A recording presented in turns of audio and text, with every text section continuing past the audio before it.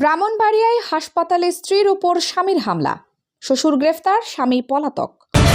Voice of Brahmanbaria 24 সংবাদে সারাক্ষণ।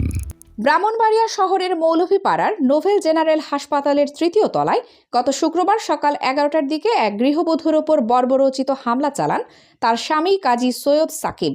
হামলার সময় হাসপাতালের রোগী ও কর্মীদের মধ্যে আতঙ্ক ছড়িয়ে পড়ে। পুলিশ দ্রুত অভিযান চালিয়ে হামলায় সহযোগিতার অভিযোগে শ্বশুর আব্দুল হামিদকে গ্রেফতার করেছে।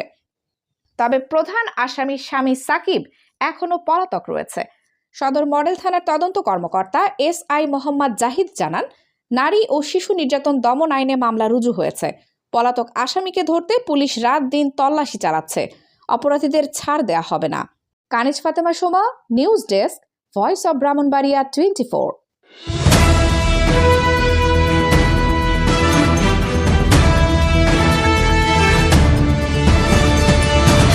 ভয়েস অব ব্রাহ্মণবাড়িয়া 24 সংবাদে সারাক্ষণ।